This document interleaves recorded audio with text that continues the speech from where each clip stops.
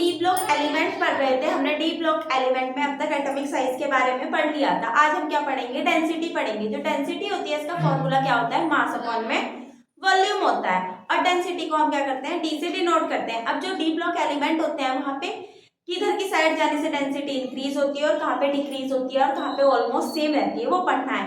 Scandium से जब हम कहाँ तक जाते हैं, मैग्नीज तक जाते हैं, स्कैंडियम टू मैग्नीज तक जाते हैं, तो हमारी जो डेंसिटी होती है वो क्या करती है, हमारी इंक्रीज करती है।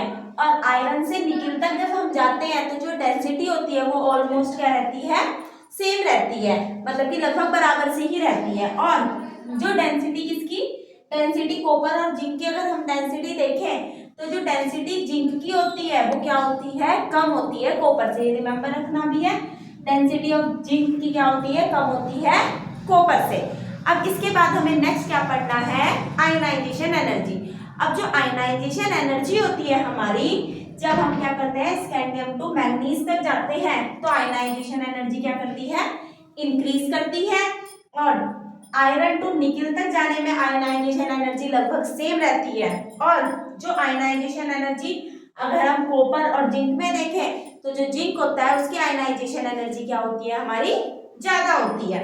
अगर हम इनका कॉन्फ़िगरेशन बनाए तो ये किसका है, हमारा कॉपर का है 4s1 3d10, कॉपर 29 का होता है।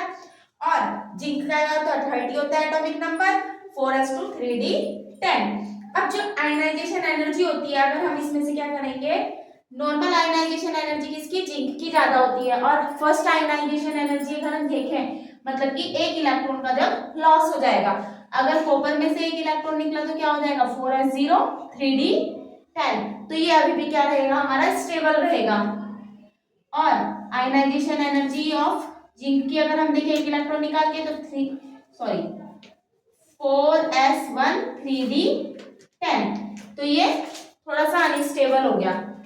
फिर इसके बाद नेक्स्ट वाली देखें तो इसमें इसकी ज्यादा हो जाएगी। और सेकेंड आयनाइजेशन एनर्जी देखें, मतलब कि 2 इलेक्ट्रॉन निकल गए तो 4s क्या हो गया, 0 ही है, और 3d9, तो ये अनस्टेबल है थोड़ा सा कंपैरिजन टू जिंक। और जिंक की क्या होगी +2, तो 4s0 3d10, तो ये वाली सही होगी।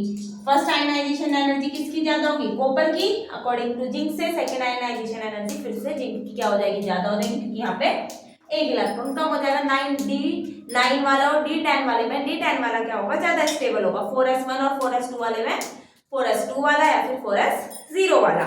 अब इसके बाद हम क्या पढ़ेंगे, अपना जो हमारा साइज है इंक्रीज कर रहा है, बट आयनाइजेशन एनर्जी हम ऐसे जा रहे हैं तो साइज इंक्रीज कर रहा है, पर आयनाइजेशन एनर्जी जिंक की क्या होती है, ज्यादा होती है देन कॉपर से।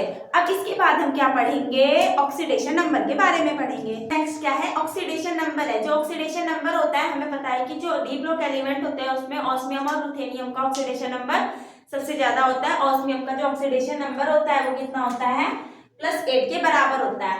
अब जो हम scandium, titanium, vanadium, chromium, manganese, iron, cobalt, nickel और कॉपर एंड जिंक का ऑक्सीडेशन नंबर देखें तो जो हमारा स्कैंडियम होता है वो +2 और +3 दोनों ऑक्सीडेशन नंबर को शो करता है। टाइटेनियम +2 से +4 तक शो करता है।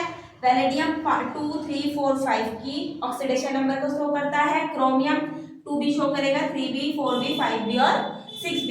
और जो मैग्नीज होता है जिसका एटॉमिक नंबर कितना होता है 25 होता है, ये 2 से लेकर 7 तक क्या करता है, अपनी ऑक्सीडेशन नंबर को शो करता है। मतलब ये 2 इलेक्ट्रॉन का लॉस भी कर सकता है, 3 का भी, 4 का भी, 5 का भी, 6 का भी और 7 का भी। ये सबसे ज्यादा ऑक्सीडेशन नंबर को शो करता है। इसके बाद में ऑस्मियम के बाद में आयरन क्या करता है, आयरन 2 भी होता है, +3 भी होता है, 4 5 6 भी होता है, ये बहुत ज्यादा देखने को मिलते हैं। कोबाल्ट वाला +2 +3 और +4 दोनों तीनों ऑक्सीडेशन नंबर को शो करता है। निकेल वाला +2 +3 और +4 को, और कॉपर वाला 1 और 2 को, और जिंक वाला +2 को क्या करता है, ऑक्सीडेशन नंबर को शो करता है। मैग्नीज का सबसे ज्यादा होता है +7, ये रिमेंबर भी रखना है। अब क्या होता है, कुछ कॉम्प्लेक्स होते हैं जैसे कि निकेल NiCO का होल 4, इसका जो ऑक्सीडेशन नंबर होता है हमारे निकेल का वो कितना होता है, 0 होता है। और आयरन CO का होल 5, कोबाल्ट का पेंटा कार्बोनाइल आयरनेट, इसका भी ऑक्सीडेशन नंबर कितना होता है हमारा, 0 होता है। ये दोनों ऐसे एलिमेंट हैं, मतलब कि ऐसे कॉम्प्लेक्स के जिसका ऑक्सीडेशन नंबर क्या है, 0 है। अब इसके बाद हमें पैरा और डाईमैग्नेटिक कंपाउंड के बारे में पढ़ना है। जो हमारे पैरा और डाईमैग्नेटिक कंपाउंड होते हैं वो ऐसे कंपाउंड होते हैं जिनके अंदर क्या होता है, पेयर और अनपेयर इलेक्ट्रॉन देखने को मिलते हैं। उन्हें क्या बोलते हैं, पैरामैग्नेटिक और डाईमैग्नेटिक कंपाउंड बोलते हैं।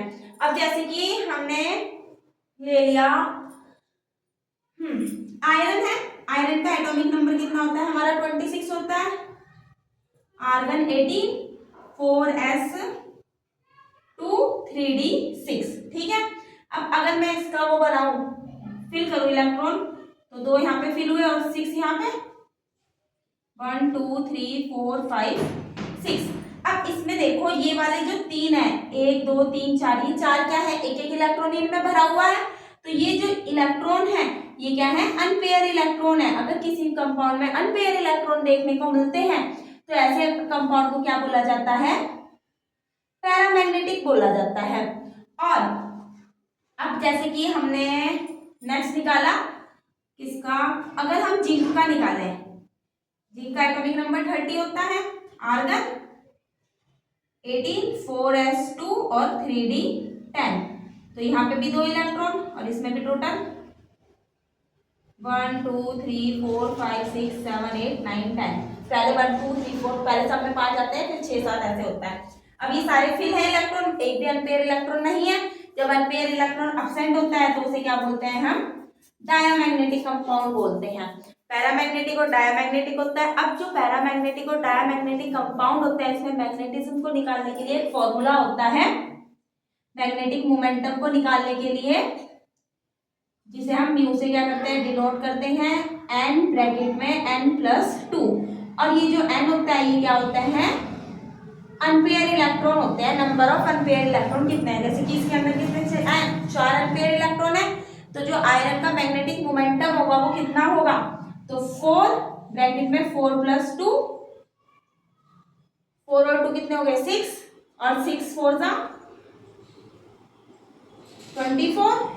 अब जो 24 है वो किसमें है, रूट में है। अब 25 का रूट क्या होता है 5, तो इसका जो रूट आएगा वो क्या होगा, लगभग 4.9 बोर मैग्नेटॉन आएगा। ये जो बोर मैग्नेटॉन होता है 4.9 क्या आएगा, बोर मैग्नेटॉन होता है। जो बोर मैग्नेटॉन होता है ये क्या होता है, यूनिट होती है मैग्नेटिक मोमेंटम को निकालने की।